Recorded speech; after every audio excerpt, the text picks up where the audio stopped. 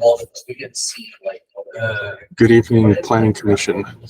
The item before you is known as the Santiago Industrial Suites tentative map, and it is a request for a tentative subdivision map and a special use permit.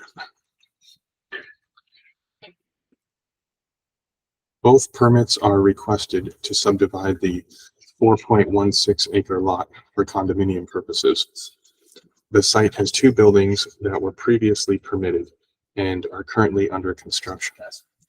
Building A is approximately 42,000 square feet, and Building B is approximately 33,000 square feet. Each building has 12 tenant spaces with an office space, a restroom, open space, and a roll-up garage door. The condo map would create 24 lots matching the tenant spaces and one common area for the benefit of all the tenants. The special use permit is required by the zoning code for the subdivision, and that will supersede the previously approved development design review permit. Project site is located in the northeast portion of the city on the corner of Santiago Court and Graves Avenue. The site has a general plan designation of light industrial and a zoning designation of limited manufacturing. The project is consistent with both the general plan and the zoning code as outlined in the staff report. The project site is largely surrounded by limited manufacturing uses, and it is across the street from residential apartment buildings. This is the development that was previously approved when the community development director granted a development design review permit. The site has two buildings that each have 12 tenant spaces for a total of 24 tenant spaces.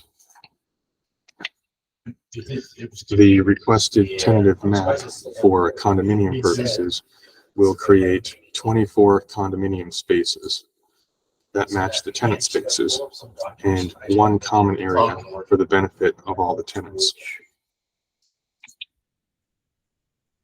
The condo map will allow the developer to sell each of the condominium units independently.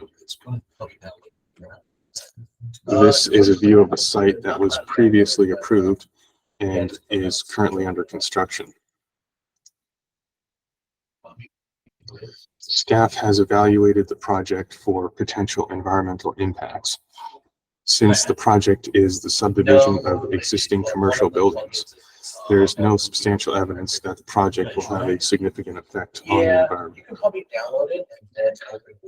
The tentative map will be subject to conditions of approval that will include the establishment of a property owners association, a parking plan, covenants, conditions, and restrictions, and asphalt on the roadway frontage.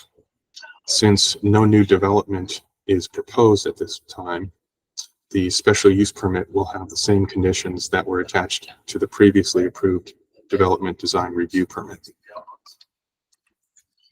The project site is not located within a general plan designated neighborhood, so it was not presented during a community workshop meeting. To date, staff has not received any public comment regarding the project.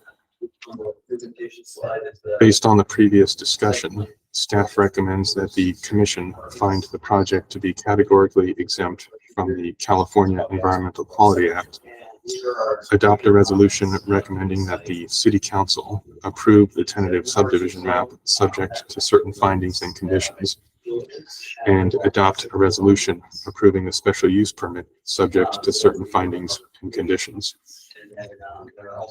That concludes staff's presentation.